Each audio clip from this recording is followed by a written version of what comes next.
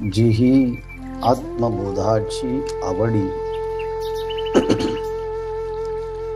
केली स्वर्ग संसाराची कुरोंडी, ते वाचोनी येथेची गुढी नेणती अणिक.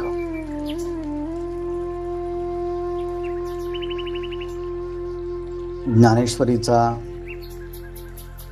6वा अध्याय म्हणजे आत्मसंयमन योग. आणि संयम जेव्हा करायचा असतो तेव्हा 3 गोष्टी अत्यंत आवश्यक असतात. त्रयम एकत्र संयमः असं पतंजली महर्षींनी म्हटलं आहे. धारणा, ध्यान आणि समाधी या 3 गोष्टींचं एकत्रीकरण म्हणजे संयम. आणि ही धारणा करण्याच्या अगोदर प्रत्याहार करावा लागतो. मग प्रत्याहार, धारणा, ध्यान, समाधी. आणि समाधीला प्राप्त झालेला महापुरुष हा उच्च स्थितीचा अधिकारी आहे. आणि जेव्हा एखादा मनुष्य मोठा होतो, उच्च स्थितीला जातो, तेव्हा त्याने छोट्या गोष्टी टाकून दिलेल्या असतात, म्हणूनच तो मोठा झालेला असतो. छोट्या गोष्टींचा मोह तसाच ठेवून जर मोठा झालेला कोणी दिसत असेल तर तो बालिश आहे असं म्हटलं जातं.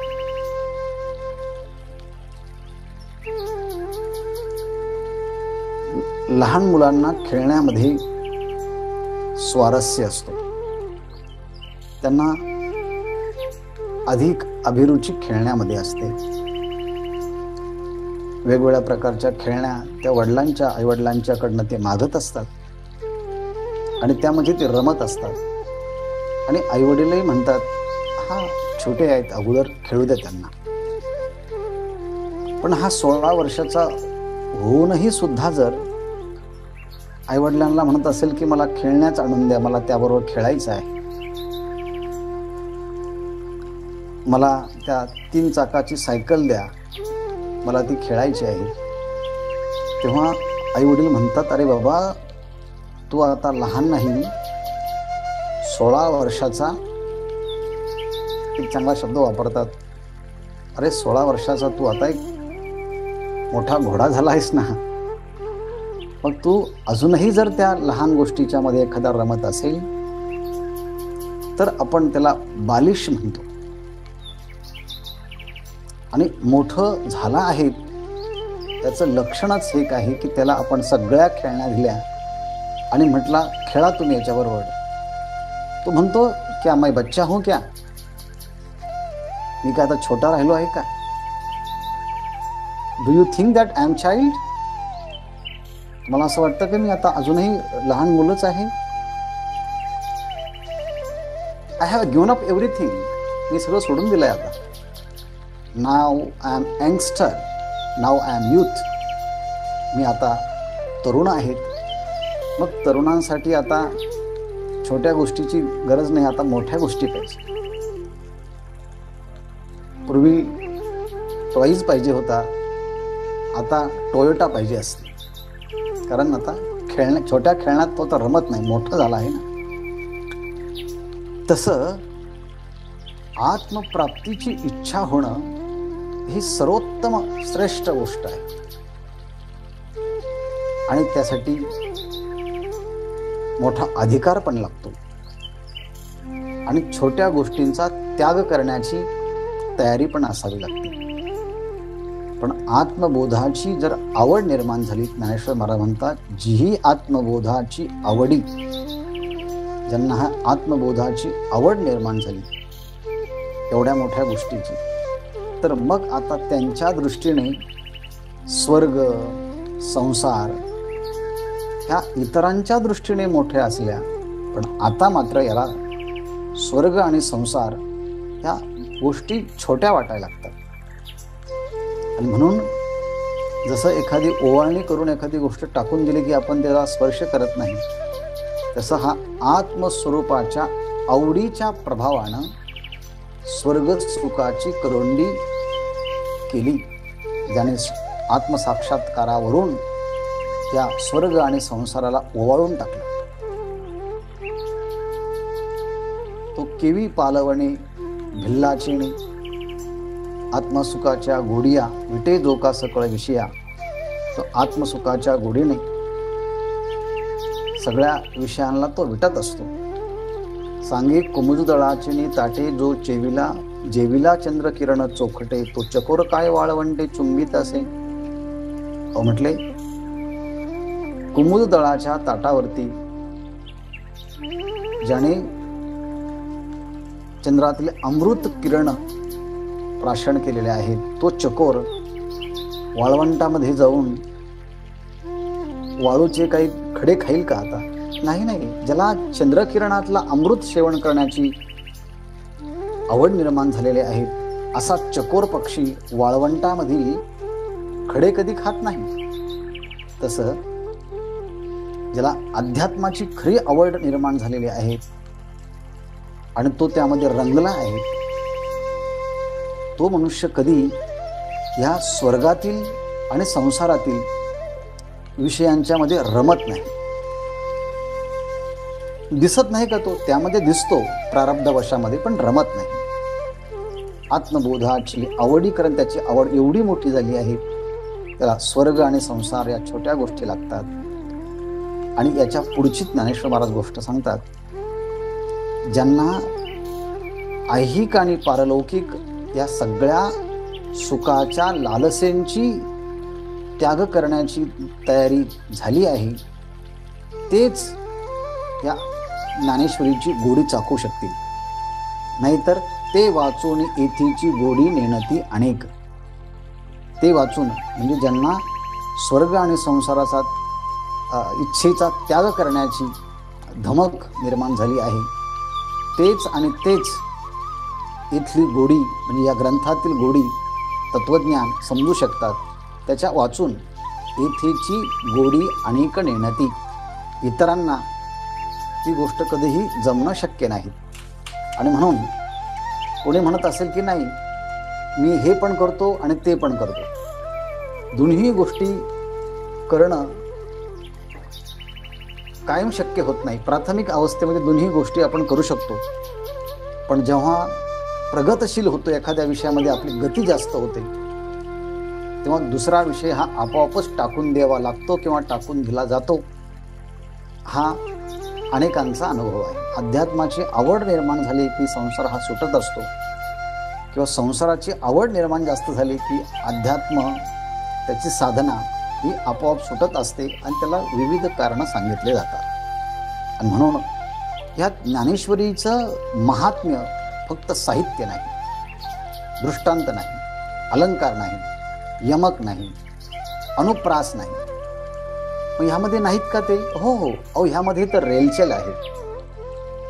दृष्टांत पाहिजे असेल तर ज्ञानेश्वर महाराजांचेच, यमक पाहिजे असेल, अनुप्रास पाहिजे असेल, शब्दांची अचूक योजना पाहिजे असेल, ते ज्ञानेश्वर महाराजांच्या अक्षरांची आहे. पण स्वतः ते उत्तम प्रकारचे कवी असताना म्हणतात, माझ्या फक्त अक्षरांकडे पाहू नका, माझ्याकडे येताना या अक्षरांची टरफलं तुम्हाला काढून टाकण्याची तयारी पाहिजे. आहाची बोलांची अक्षरे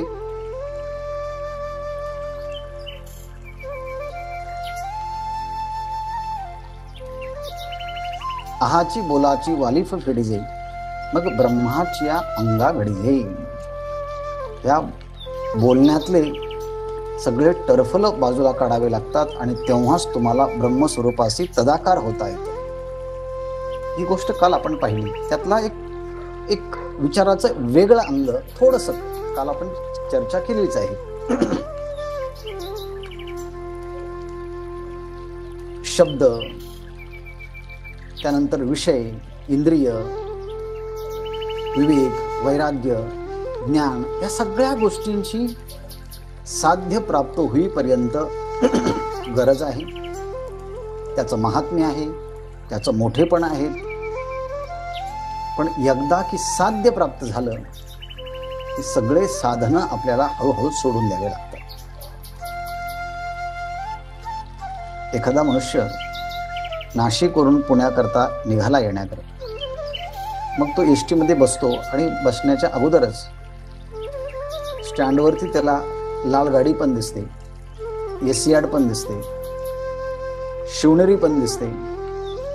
अशा ह्या सगळ्या साधना दिसतात त्याला. मग तो जर समर्थ असेल तो म्हणेल आपण शिवनेरीमध्ये बसूया, त्यापेक्षा आणखी दुसऱ्या निघाल्या त्यामध्ये आपण बसूया. पण ती लाल रंगाची एस टी असो किंवा एसी यार्ड असो किंवा मग शिवनेरी सारखी बस असो, पण याला महत्व आहे कुठपर्यंत? शिवाजीनगरच्या स्टँडपर्यंत येईपर्यंत.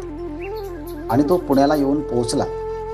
मग आता कितीही मोठी महागाची आणि कितीही चांगलं सीट मिळालेलं असो तरी सुद्धा साध्यापर्यंत पोहोचला ना, मग त्याला सगळ्या गाड्या साधनं ही सोडावेच लागतात. मग जर तो म्हटलं नाही नाही एवढं मोठं चांगलं सीट मला तिथे बसायला मिळालेलं होतं आणि मी आता सोडणार नाही, मग जमणार नाही. ध्येया साध्यापर्यंत पोहोचला की सगळ्या साधनाचा त्याग करावाच लागतो. तसं शब्द तुम्हाला त्या तत्वापर्यंत पोहोचून देतात, पण तत्वापर्यंत पोहोचले की शब्दांचा त्याग करावा लागतो. शब्द तिथे उपयोगाचे पडत नाही. आणि तिथे काय पडत नाही? काहीच नाही. विवेक नाही, वैराग्य नाही. तिथपर्यंत पोहोचण्यासाठी अत्यावश्यक आहे. पोहोचले की हे सगळे साधनं ढिले करून सोडावे लागतात. काल मी जसं उदाहरण दिलं होतं त्या नवविवाहितेचं, हे नववधू पतीच्या पर्यंत येताना सगळ्यांचं साह्य घेते, पण आता एकदा की तिथपर्यंत पोहोचल्यानंतर ती सगळ्यांचा त्याग करते. तसं या आत्मबोधाच्या आवडीपर्यंत या सगळ्या गोष्टींचा त्याग करत करत जावं लागतं. एकदा की तिथपर्यंत पोहोचला की मग मात्र त्याला कसलीच इच्छा राहत नाही. असं जेव्हा होतं ना, तेच अध्यात्माचं तत्व जाणू शकतात. ते वाचून येथेची गोडी अनेक नेणेती. आता हे कसं? हा सिद्धांत सांगितला, मग दृष्टांत सांगतात. जैसा वायसी चंद्र नोळखिजे, तैसा प्राकृती ग्रंथ हा नेणिजे, आणि तो हिमांशूची जेवी खाजे चकोराचे. दोन दृष्टांत दिले आणि दोन्ही दृष्टांताचं प्रयोजन हे वेगवेगळं आहे. पहिला दृष्टांत प्राकृती हा ग्रंथ नेणिजे, जे प्राकृत आहेत, ज्यांना शास्त्राचे संस्कार नाहीत किंवा शास्त्राचे संस्कार असून सुद्धा पराकोटीची विषयासक्ती अजून ज्यांच्या अंतःकरणाला चिटकलेली आहे, असे लोक ग्रंथाचा, शास्त्राचे शब्द जवळ घेतातही, पण त्याचं महात्म्य, त्याचा जो तात्पर्य अर्थ, त्याचं गांभीर्य त्यांना कळत नाही. हे सांगण्यासाठी दृष्टांत दिला आहे तो कावळ्याचा. परंतु जे योग्य अधिकारी आहेत त्यांना मात्र ह्या तत्वाचं फळ भेटतंच हे सांगण्याकरता उदाहरण दिलं आहे चकोराचं. असे हे दोन दृष्टांत पहा. जैसा म्हणजे ज्याप्रमाणे, वायसी म्हणजे कावळा, चंद्र नोळखिजे. आता प्राणीशास्त्रातलं पक्षीशास्त्रातलं हे उदाहरण आहे. असं म्हणतात कावळ्याला फक्त दिवसा दिसतं. रात्रीच्या काळामध्ये चंद्राचा शीतल प्रकाश, या सगळ्या गोष्टी, चांदणं, या सगळ्या जरी असल्या तरी चंद्राला फक्त त्यातली शीतलता जाणवते. पण ही शीतलता ज्या चंद्राची आहे त्या चंद्राचा प्रकाश मात्र त्याला अनुभवता येत नाही. कारण का? रात्रीच्या काळात त्याचे डोळे जातात, असं ज्ञानेश्वर महाराजांनी ज्ञानेश्वरीमध्ये इतर ठिकाणी सुद्धा सांगितलं आहे. आणि म्हणून तो चंद्र कितीही हुशार असला व्यवहारामध्ये, पण रात्रीच्या काळामध्ये तो चंद्र शीतलता प्रदान करणाऱ्या चंद्राला ओळखू शकत नाही कावळा. वायसी चंद्र नोळखिजे, तो कावळा जसा चंद्राला ओळखू शकत नाही, पाहू शकत नाही, कारण त्याचे डोळे त्या रात्रीमुळे असमर्थ बनलेले असतात पाहण्यासाठी चंद्राला. तैसा त्याप्रमाणे प्राकृत म्हणजे शास्त्र संस्कार नसलेला, किंवा प्राकृती म्हणजे प्रकृतीशीच ज्याने तादात्म्य धारण केलं आहे.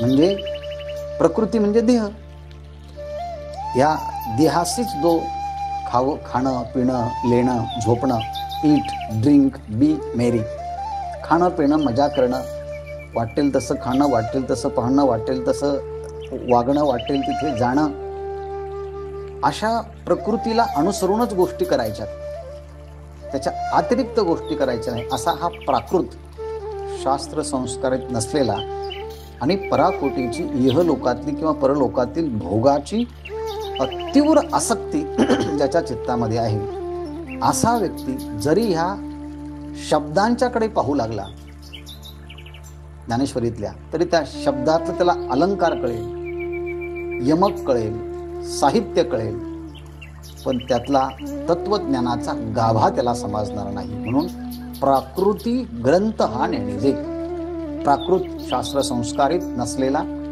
विषयासक्त असलेला त्याला हा ग्रंथ कळणार नाही. कसा कळणार नाही? तसा चंद्र कावळा हुशार आहे, पण चंद्राला पाहू शकत नाही. पण ज्यांच्या अंतःकरणामध्ये विवेक आहे, वैराग्य आहे, विषयासक्तीचा त्याग केलेला आहे, ज्याने स्वर्गसुखाची कुरुंडी या आत्मबोधाच्या आवडीच्या समोर ओवाळून टाकलेली आहे, ते मात्र त्या विषयाला, त्या ध्येयाला प्राप्त झाल्याशिवाय राहत नाही. कशाप्रमाणे? तो हिमांशूची जेवी खाजे चकोराचे. चकोराचे खाजे म्हणजे खाद्य, खाऊ. हे चकोराचं खाद्य काय आहे? हिमांशूची जेवी खाजे चकोराचे, जेवी चकोराचे हिमांशूची खाजे. तो चकोराचं खाद्य काय असेल तर त्या शीतल चंद्रकिरणांच्या मध्ये असलेला जे काही चंद्रकिरण, जे काही शीतल भाग आहे, तो शीतल किरणांचं चंद्रच जणू चकोराचं हे खाद्य आहे. शारदेचे चंद्रकळे माझी अमृत कण कोवळे, ते वेचिती मणे मवाळी चकोर तलगे. चंद्राच्या किरणांच्या मध्ये अमृत कण असतात आणि ते अमृत कण वेचण्याचं सामर्थ्य या चकोराच्या चोचीमध्ये असतं. त्यांनाच ते अमृत कण वेचता येतात. तुम्हा आम्हाला फक्त शीतलताच पाहू शकतो, आल्हादक. आहा, आज चंद्र तर 16 कलांनी परिपूर्ण आहे, पण त्यातला अमृत कण वेचता येत नाही. त्याप्रमाणे या ग्रंथातले तत्वज्ञानाचे अमृत कण वेचायचे असेल तर विवेकरूपी चोच या परमहंसरूपी हा साधकाला, चकोराला प्राप्त होणं अत्यंत आवश्यक आहे. म्हणून तेच आणि तेच तत्वज्ञानाच्या गाभा याचा आस्वाद घेतात. म्हणून ज्ञानेश्वर महाराजांच्या ज्ञानेश्वरीचा अभ्यास करणारे साहित्यिक पण असतात आणि ज्ञानेश्वरीचा अभ्यास करणारे साधक पण असतात. साधक तत्वज्ञानाचा अभ्यास करतात आणि साहित्यिक फक्त शब्दांचा अभ्यास करतात, कारण त्यांची आवडच तेवढी आहे. त्यांना पिल्याशिवाय तर वाचताच येत नाही, त्यांना रचना करता येत नाही, असा अनेक कवींचा अनुभव आहे. असो, तसं म्हटले तैसा सज्ञान्यासी हा ठावो, अज्ञानासी आन गावो, म्हणून बोलावया विषय पहावो विशेष नाही. तैसा सज्ञानासी हा ठाव. हा ग्रंथ, हा ठाव म्हणजे हे ठिकाण, हे स्थान कोणाचं आहे? सज्ञानासी, जे सज्ञान आहेत, जे ज्ञानी आहेत, जे विवेक संपन्न आहेत, जे वैराग्य संपन्न आहेत, ज्यांनी सद्गुरूंची सेवा केलेली आहे, ज्यांनी श्रेष्ठ महापुरुषांचा आदर केलेला आहे, असं आचार्यवान पुरुष जो आहे, ज्याला शास्त्र संस्कार प्राप्त झालेले आहेत, तोच या ग्रंथाचं आस्वादन घेऊ शकतो, त्याला हे कळू शकतं. आणि तो म्हणेल, अरे वा, हे तर आपल्याकरता उत्तम स्थान आहे, ते इथेच मी रमतो. आणि मग सनकादिक सेविजे आदरेसी, सनकादिक देखील ह्या ज्ञानेश्वरीचं आदराने सेवन करतात. म्हणून सज्ञानासी हा ठाव, हा ठाव सज्ञानासी, हे ठिकाण सज्ञानी महापुरुषांच्या साठीचं आहे. आणि अज्ञानी मनुष्य जर एखादा जर वाचायला लागला तर काय होईल? अज्ञानासी आन गावो. अज्ञानाला असं वाटेल, अरे आपण ज्ञानेश्वरीच्याकडे आलो पण जरा चुकीच्या ठिकाणी आलो की काय, असं वाटायला लागेल.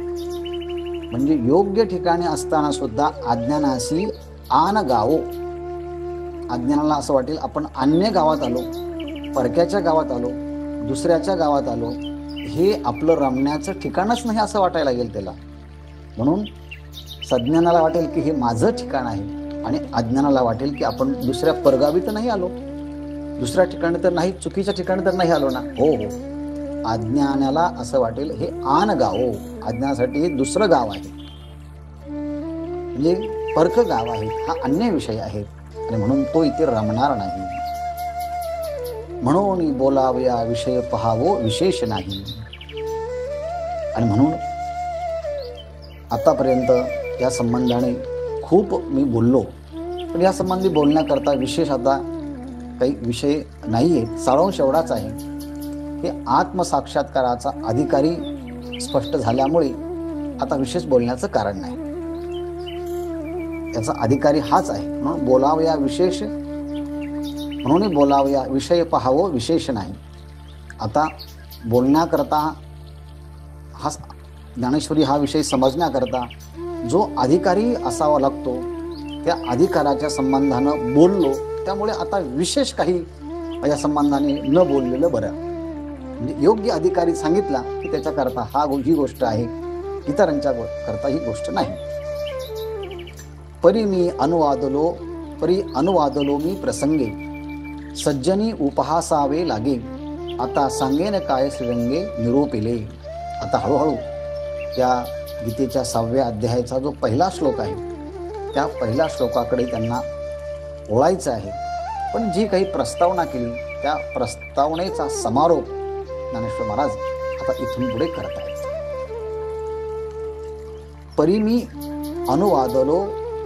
परी अनुवादलो मी प्रसंगे. जेव्हा एखादा वक्ता बोलत असतो, तेव्हा त्या वक्त्याला बोलताना आपण कोणत्या अध्यायावरती बोलत आहोत, मग ह्या अध्यायावरती जर बोलत असो तर मग मागच्या अध्यायाचा आणि ह्या अध्यायाचा, ह्या अध्यायाचा आणि पुढच्या अध्यायाचा यांचा पूर्वापार काही संबंध आहे का? म्हणून याला अध्याय संगतीवार बोलणं असं म्हणतात. आता आपण जेव्हा पहिल्या श्लोकाशी जेव्हा बोलायला आपण प्रारंभ करू चिंतन करण्याकरता, तेव्हा आपण पूर्वापार संबंध बघण्याचा प्रयत्न करणार आहोत. याला म्हणतात की अध्याय संगती. दुसरं आहे विषय संगती. विषय संगती म्हणजे आतापर्यंत कोणते विषय झाले, इथून पुढे कोणता विषय सुरू होणार आहे, एकंदरीत ह्या ओव्यामध्ये कोणकोणते विषय आलेले आहेत. अर्थात वक्त्याने त्या विषयांच्या संबंधाने विषयांचा पूर्वपार संबंध सुद्धा सांगितला पाहिजे. याला म्हणतात विषय संगती. अध्याय संगती. आणि जेव्हा ज्या विषयावरती आपण बोलत आहोत तो विषय कोणाकरता आहे, त्याचा अधिकारी कोण आहे, हे कळण्यासाठी त्याला अधिकार संगती असं म्हणतात. मग तुम्ही जे आता बोललात ते काय आहे? ज्ञानेश्वर मला सांगतात, मी जे अनुषंगिक बोलणं आहे ना, ते एक प्रकारची अधिकार संगती या अनुषंगाने मी बोललो आहे. त्याकरता शब्द पहा, मी अनुवादलो परी अनुवादलो मी प्रसंगी, जे सज्जनी उपहासावे लागे.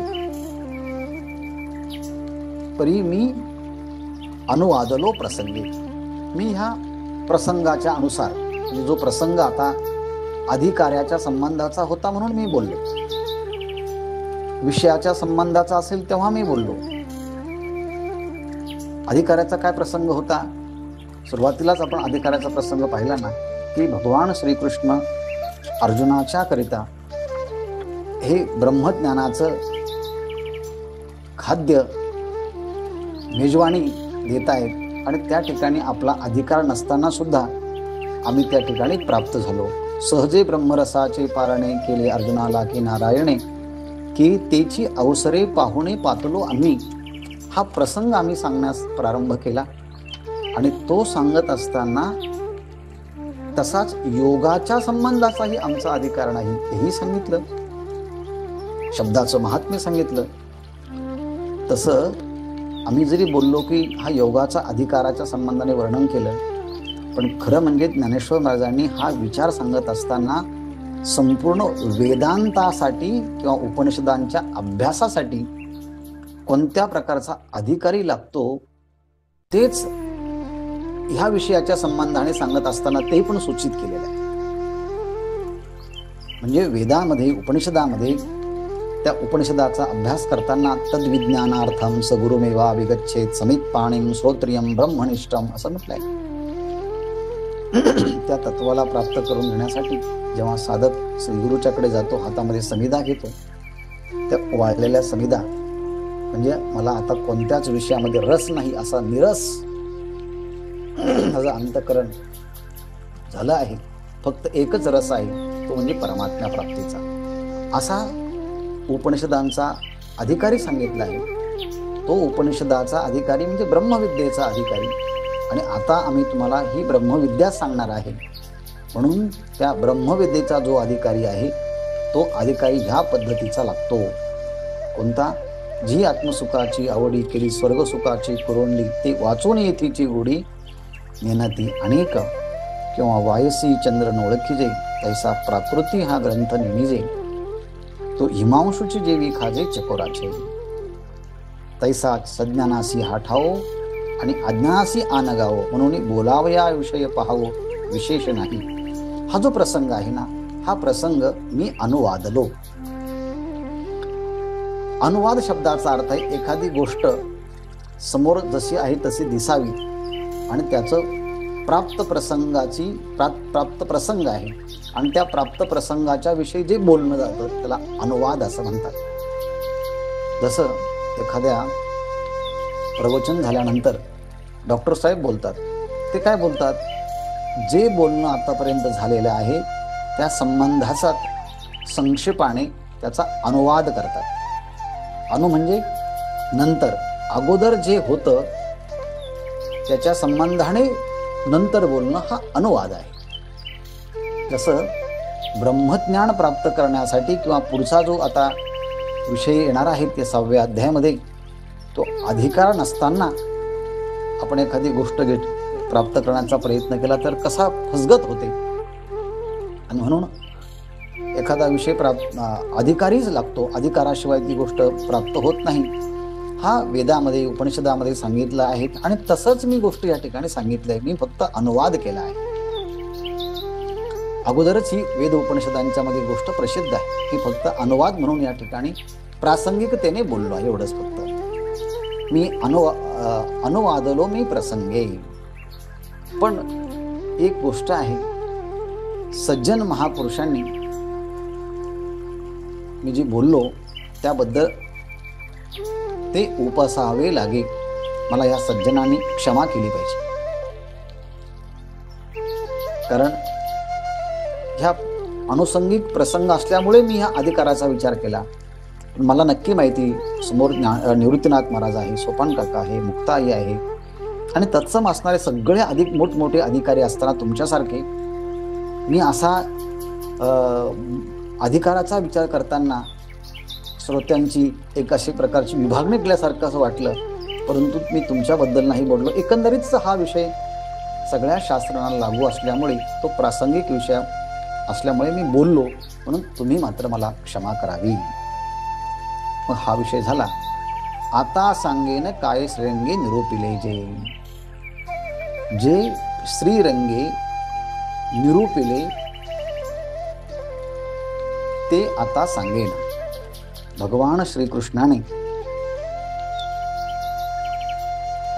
जे अर्जुनाच्या करता सांगितलं आहे, अर्थात श्री ज्या परमात्म्याच्या रंगामध्ये रंगून गेलेले आहे असा श्रीरंग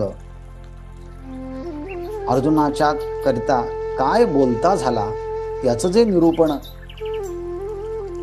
केलेलं आहे भगवंताने, त्या निरूपणाचा विचार मी या ठिकाणी सांगणार आहे. आता सांगेन काय श्रीरंगे निरूपिले, श्रीरंगे काय निरूपिले ते मी आता सांगणार आहे. पण सांगा म्हटले, कसं सांगणार आहात त्याबद्दल ज्ञानेश्वर महाराज विचार करतायत. पहा, जे बुद्धीही अकळिता सांकडे, बोली विपाये सापडे, परी श्री निवृत्ती कृपा दीप उजियडे देखेन मी. आता भगवान श्रीकृष्ण काय बोलले ते मी तुम्हाला सांगणार आहे श्रीमद भगवत गीतेमध्ये. पण गीता समजून घेण्यासाठी खूप प्रचंड मोठी ताकद असावी लागते, तयारी असावी लागते.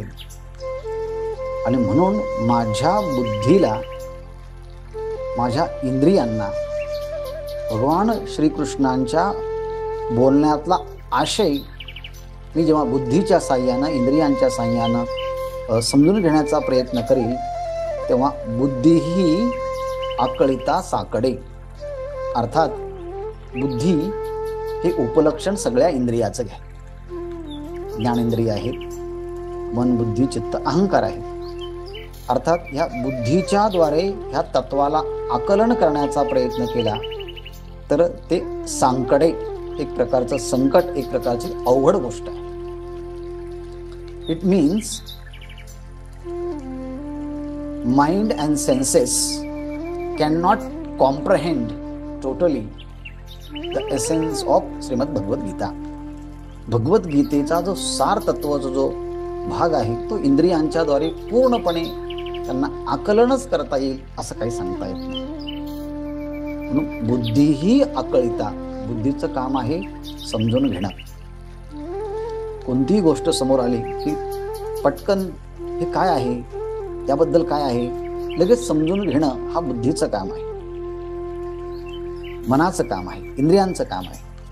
पण ह्या इंद्रियांच्या द्वारे आकलन करण्याचा प्रयत्न केला तरी अवघड जाणारी ही गोष्ट आहे. म्हणून बोली विपाये सापडे. आणि म्हणून कदाचित बोली ह्या शब्दाच्या मध्ये विपाये सापडे कदाचित सापडणार पण नाहीत, समजणार पण नाहीत, कारण इंद्रियांना ते कळणार नसल्यामुळे अत्यंत अवघड आहे. परंतु हे जरी अवघड असलं, कारण जोपर्यंत शास्त्रातला सिद्धांत आपल्याला कळत नाही तोपर्यंत तो गुह्यच असतो. पण त्याचा अनुभव ज्यांनी घेतला आहे त्यांचं मार्गदर्शन जर लाभलं तर ते गुह्य आपल्याकरता प्रगट होतं. याप्रमाणे श्री निवृत्ती कृपा दीप उजियडे देखेन मी. मी आता मात्र भगवान श्रीकृष्णाने काय बोललेलं आहे ते मी आता पाहणार आहे. देखेन मी, मला समजणार आहे असं नाही, मी ती गोष्ट प्रत्यक्ष पाहणार आहे. मग पाहण्यासाठी वस्तू असावी लागते, पाहण्यासाठी ती वस्तूला प्रकाश असावा लागतो. प्रकाशाच्या साह्याने ती वस्तू पाहतो तेव्हा आपल्याला इंद्रिय असावे लागतात. इंद्रियांच्या पाठीमागे अंतःकरणाची वृत्ती असावी लागते, म्हणजे तो चित्त प्रकाश असावा लागतो, तेव्हाच वस्तूचं ज्ञान होतं. मग तुम्ही आता पाहणार आहात भगवान श्रीकृष्णांच्या त्या तात्विक बोधाचं स्वरूप ते कशाने पाहणार आहात म्हटले? उजी एडे म्हणजे उजेडाने, प्रकाशाने. मग तो प्रकाशाने तुम्ही भगवान श्रीकृष्णाच्या बोलण्याच्या तत्वाचा बोध तुम्ही पाहणार आहात. पण हा जो उजेड आहे, हा उजेड बल्बचा आहे, ट्यूबचा आहे, दिव्याचा आहे, चंद्राचा आहे का सूर्याचा आहे? कोणाच्या प्रकाशाने तुम्ही तो बोध करून घेणार आहात, तात्विक पाहणार आहात? ते म्हटले दीप उजेडे, दिव्याच्या प्रकाशाने पाहणार आहे. मग तो दिव्याचा प्रकाश, कोणत्या दिव्याचा प्रकाश? ते म्हटले कृपा दीप. कृपा हीच एक प्रकारचा दीप आहे, दिवा आहे. आणि त्या कृपारूपी दिव्याच्या उजेडाने ही गोष्ट मी पाहणार आहे. मग ही कृपारूपी दीपक तुम्हाला कोणाकडनं मिळाला? ते म्हटले निवृत्ती कृपा दीप. श्री निवृत्तीनाथ महाराज माझे जे गुरु आहेत, जे श्री म्हणजे ब्रह्मविद्याच ज्यांना समर्पित झालेले आहेत, ब्रह्मविद्याने ज्यांचं वर्ण केलं आहे, असे श्री म्हणजे ब्रह्मविद्या संपन्न श्री निवृत्तीनाथ महाराज त्यांनी स्वतःहून माझ्यावरती कृपा केली आहे. आणि कृपा म्हणजे आपल्या जवळ असणारी ज्ञानाची, तपाची, सामर्थ्याची शक्ती दुसऱ्यामध्ये संक्रमित करणं, त्याला कृपा असं म्हणतात. त्याला शक्तिपात असं पण म्हणतात. आणि शक्तिपात हा 2-3 पद्धतीने केला जातो. ज्याच्यावरती शक्तिपात करायचा आहे त्याच्या डोळ्यात डोळा घालून पाहणं म्हणजे आपल्या डोळ्यातनं शक्तिपात करणं, कृपादृष्टी म्हणतात त्याला. दुसरे आहेत मस्तकावरती हस्त ठेवणं म्हणजे हात ठेवणं. तुकाराम महाराजांनी सांगितलं की माझ्या गुरूंनी माझ्यावरती कृपा केली, मस्तकी तो जाणं ठेविला कर. माझ्या हातावर त्यांनी, माझ्या मस्तकावरती त्यांनी हात ठेवला आणि माझ्यावरती कृपा केली. आणि तिसरी आहे आलिंगन. महाभारतीय युद्ध झाल्यानंतर, गीता सांगितल्यानंतर भगवंतांनी अर्जुनाला एकदम जवळ घेतलं आणि आलिंगन दिलं. मग सावळा असं कंकण बाहो पसरोणी दक्षिण आलिंगिला स्वशरण भक्तराज. आलिंगनाने शक्तिपात होतो. दृष्टिक्षेपाने एक प्रकारचा शक्तिपात होतो. हात ठेवल्यानंतरही शक्तिपात होतो. तसं मला म्हणतात निवृत्तीनाथ महाराजांनी माझ्यावरती कृपा केली, शक्तिपात केला आणि त्यांनी मला निवडलं, त्यांनी मला स्वीकारलं आणि त्यांची कृपा माझ्यावरती लादली गेली. त्यांना वाटलं मी योग्य आहे आणि यालाच कृपा केली पाहिजे आणि याच्याकडनंच ही गोष्ट करून घेतली पाहिजे. आणि म्हणून मी स्वतः माझी योग्यता नसताना श्री गुरु निवृत्तीनाथांच्या कृपारूपी दिव्याच्या उजेडानं मी ही सगळी गीता तत्वज्ञान अनुभवणार आहे. यातून प्रश्न पडेल, आपण काय शिकायचं या वाक्यातून? या वाक्यातून आपण एकच शिकायचं, ज्ञानेश्वरी सारखा ग्रंथ असेल, गीतेसारखा ग्रंथ असेल, तो केवळ वाचन करून समजत नाही, तर कोणत्या तरी महापुरुषांच्या कृपेचा आधार घेऊनच आपल्याला ह्या ओव्यांच्या ग्रंथाचा अर्थ समजून घेता येतो आणि तेव्हाच त्याची उपयोगिता कळते. अन्यथा विपरीत अर्थ होण्याची शक्यता असते. बरं, श्री गुरूंची कृपा लाभल्यानंतर तुम्ही ही उजेडाने तुम्ही पाहणार आहात. मग तुम्हाला श्री गुरूंची कृपा काय देणार आहे? ते म्हणले काय देणार आहे सांगू? जे दिठीही न पविजे ते दिठी विन देखीजे, जे अतींद्रिय लाहिजे ज्ञानबळ. म्हणतात जे जो बोध, जे ज्ञान, जो आत्मतत्व, ब्रह्मतत्व जर पाहायचं असेल तर म्हटले त्या तत्वाला पाहण्यासाठी, अनुभवण्यासाठी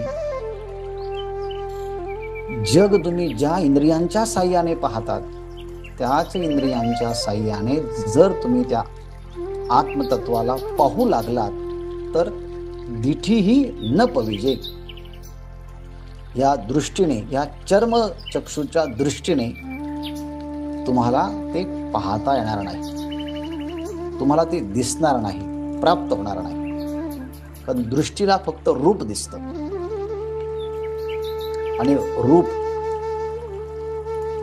हे डोळ्यांना दिसतं आणि डोळा किंवा रूप हे अग्नीपासून निर्माण झालेलं आहे. अग्नीचं कार्यच रूप आहे आणि अग्नीचं कार्यच डोळा आहे. म्हणून डोळ्यांना हे रूप दिसतं, पण अग्नी हेच मुळात हे कार्य आहे.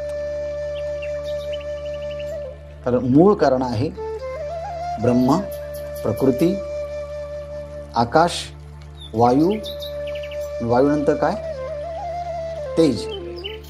आणि तेजाचं कार्य हे शब्द, तेजाचं रूप आणि रूप पाहण्यासाठी असणारे डोळे आहे. पण हे डोळे फक्त कार्याला पाहतात, त्यांच्या कारणाला पाहू शकत नाही. म्हणून जिठीही न पविजे, या दृष्टीला हे कार्यरूप प्रपंच दिसेल, पण या कार्याला अधिष्ठान असणारं जे कारण ब्रह्मतत्व ते यांना दिसणार नाही.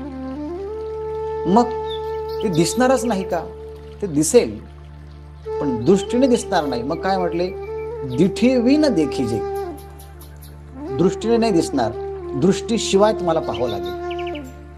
म्हणजे हा उदतो व्याघात वाटण्याची शक्यता आहे, म्हणजे कॉन्ट्राडिक्शन स्टेटमेंट वाटण्याची शक्यता आहे. दृष्टीला दिसणार नाही, दृष्टी वाचून पाहायचं.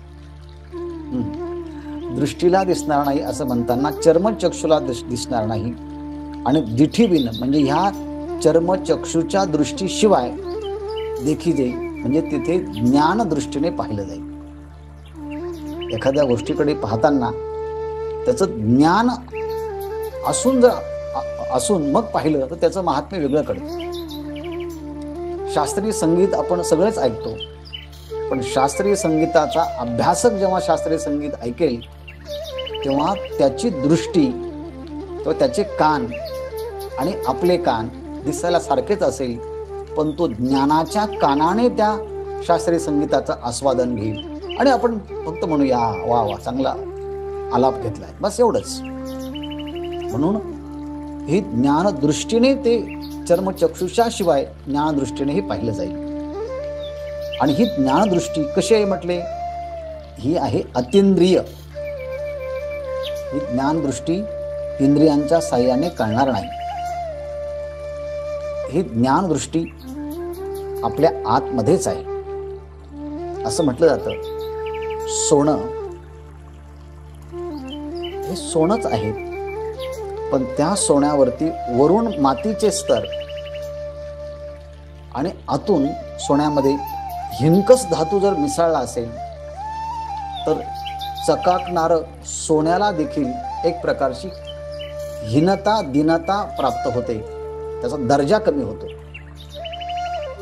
आणि म्हणून त्या सोन्याची चकाकी वाढवायची असेल तर वरून माती काढावी लागते, मातीचे स्तर, आणि आतमधून असणाऱ्या हिनकस धातू ते काढण्यासाठी त्याला अग्नीत जाळावं लागतं.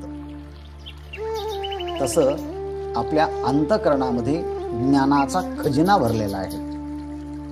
आपण स्वतःच ज्ञानस्वरूप आहोत, आत्मस्वरूप आहोत, पण त्या ज्ञानावरती निषिद्ध कर्माचे स्तर आलेले आहेत,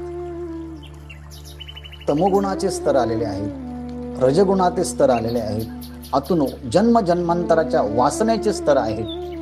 मग आतूनही स्तर, वरूनही स्तर, आणि त्यामुळे त्या प्रकाशावरती, ज्ञान प्रकाशावरती वेगवेगळ्या प्रकारचे आवरण आल्यामुळे आपल्याला तो प्रकाशाच्या साह्यानं म्हणजे तो अनुभवता येत नाही. तो प्रकाश जसा दिवा चांगला आहे पण बटनच लावलं नसेल तर अंधाराच असतो ना, तसं हे ज्ञानशक्ती ही आपल्यामध्येच आहे, ते ज्ञानबळ.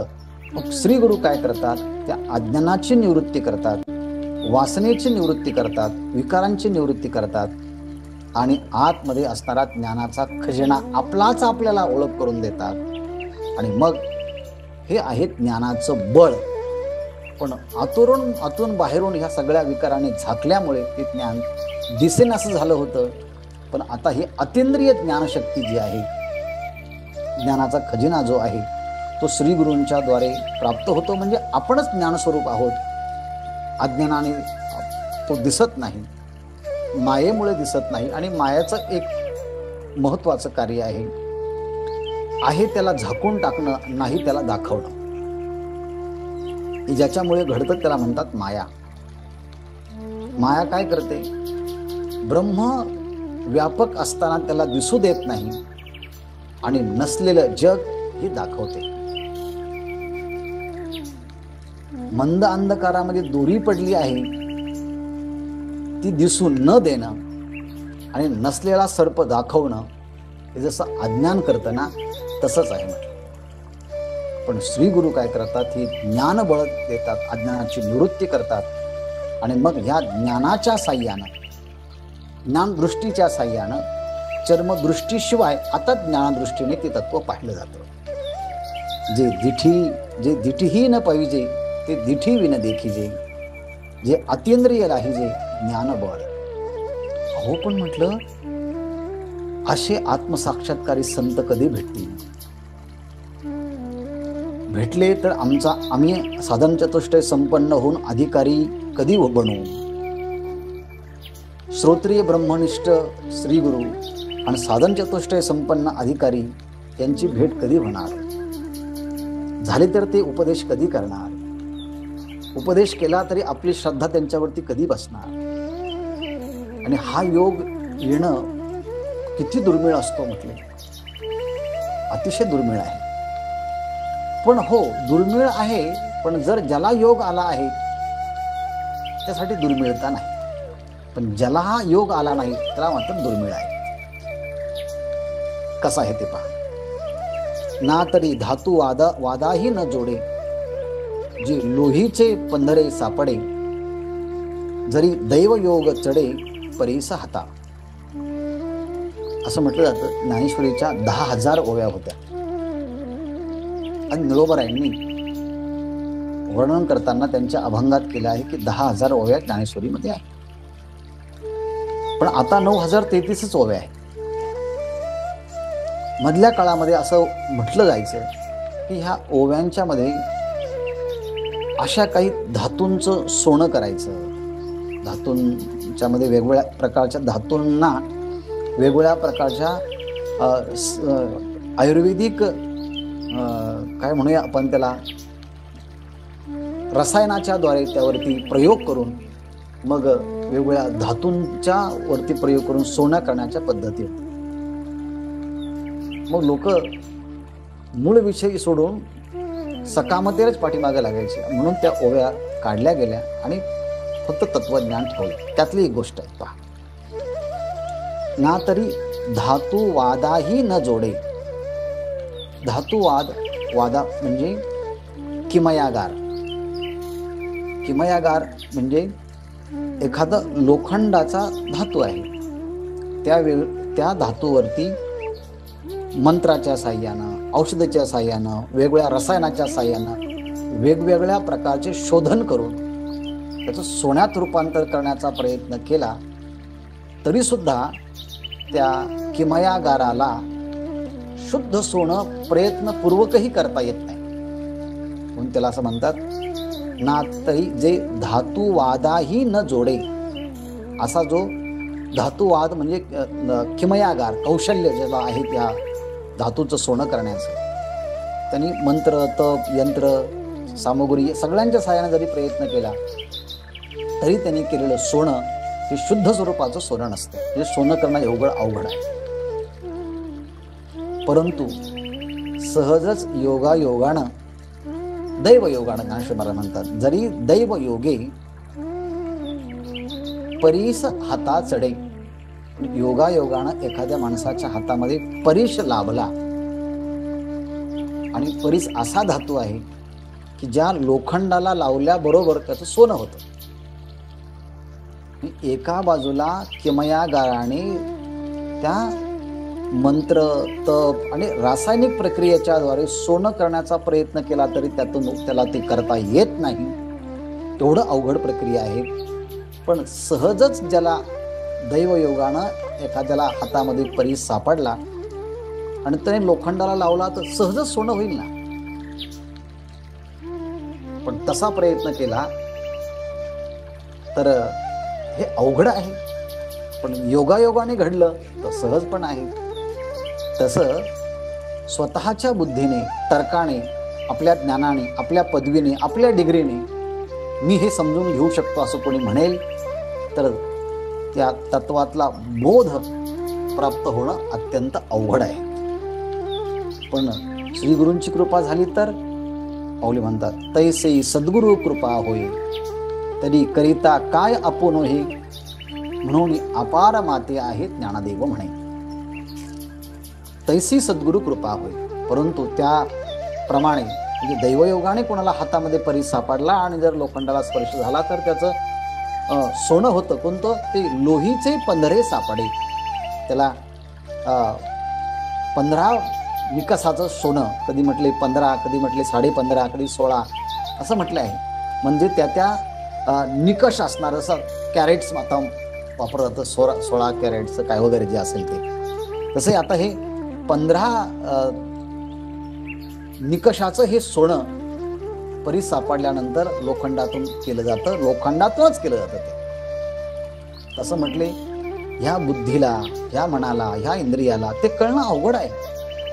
पण एकदा की सद्गुरु कृपा होय, गुरूंची कृपा झाली, साह्य मिळालं आणि मग एखाद्या साधकाने ते तत्व प्राप्त करण्याचा प्रयत्न केला तर माऊली म्हणतात, तरी करिता काय आपुन होई. श्री गुरु कृपा प्राप्त झालेल्या महापुरुषाला एखादी गोष्ट करण्याकरता काय आपलीशी होणार नाही बरं. आपुकरिता म्हणजे प्रयत्न करत असताना प्राप्तीचा, काय आपुन होई, काय प्राप्त होणार नाही. म्हणजे सगळं प्राप्त होईल. म्हणजे एक कृपा आणि दुसरा प्रयत्न. प्रयत्न आणि कृपा या दोन्ही गोष्टी एकत्रित आल्या आणि मग कुणी काही प्राप्त करण्याचा गेला तर त्याला काय प्राप्त होऊ शकत नाही. आणि म्हणून ज्ञानेश्वर महाराज सांगतात, ज्ञानदेव म्हणे माते ते अपार आहे. माते सद्गुरु कृपा, माते ते सद्गुरु कृपा अपार आहे. माझ्यावरती माझ्या श्रीगुरूंची तर कृपेला मर्यादाच नाही.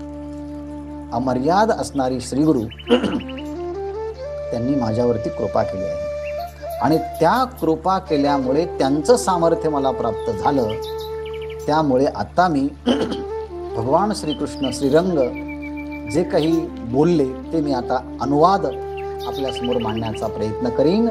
तेने कारणे मी बोलेन, बोली अरूपाचे रूप दावीन, अतींद्रिय परी भोगवीन इंद्रिय करवी. याचा जो विचार आहे तो आपण उद्या पाहूया. तुर्त आपण